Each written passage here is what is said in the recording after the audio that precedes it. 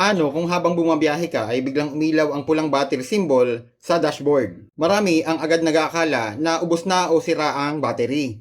Pero kapag umilaw ito habang umaandar ang makina, kadalasan ay may problema sa charging system. Maaaring hindi sapat ang kargang ibinibigay ng alternator, may maluwag na koneksyon o may problema sa drive belt. Maaaring mangyari ito kahit kaninong driver habang bumabiyahe. At kapag pinagpatuloy ang biyahe, maaaring unti-unting maubos ang natitirang karga ng battery hanggang biglang mamatay na lang ang makina. Kaya't narito ang top 5 na mga dapat unang gawin kapag umilaw ang battery warning light habang umaandar. Number 5. Tingnan kung tuloy-tuloy o pansamantala lamang ang warning light. Huwag agad mataranta pero huwag din itong baliwalain. Pansinin kung sandali lamang itong umiilaw o nananatiling nakabukas.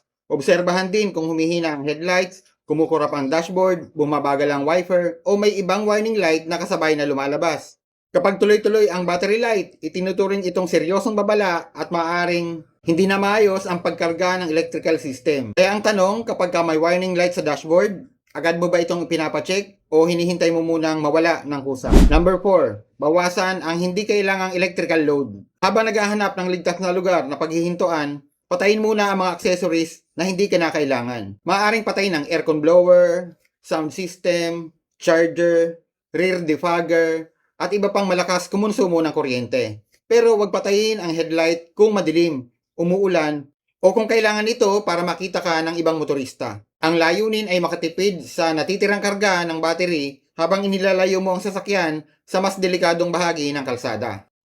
Number 3. Tumabi sa ligtas na lugar habang umaandar pa ang makina. Huwag na maghintay na mamatay ang makina sa gitna ng traffic. Gumamit ng signal light, magminor ng maayos, at pumunta sa ligtas na maliwanag na lugar, gasolinahan, parking area o malapit na talyer. Iwasang huminto sa mga kurbada, tulay, intersection o makitid na bahagi ng kalsada. Kapag pinatay mo ang makina, may posibilidad na hindi na ito muling mag-start.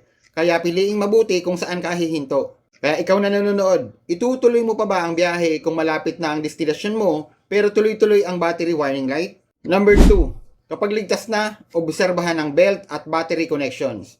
Kapag nakahinto na at patay ang makina, maaari mong silipin ang ilalim ng hood kung alam mo na ang ligtas na paraan. Tingnan kung may naputol, natanggal o maluwag na drive belt.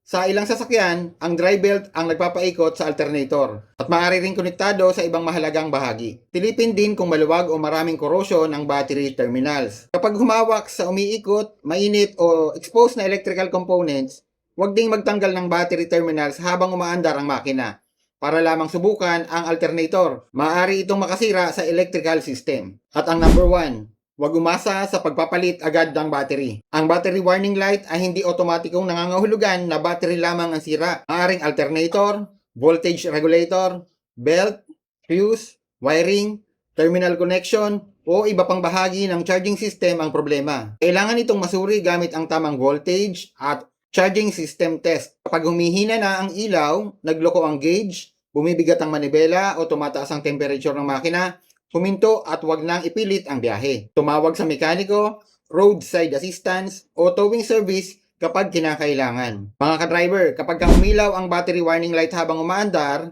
obserbahan ang ibang sintomas.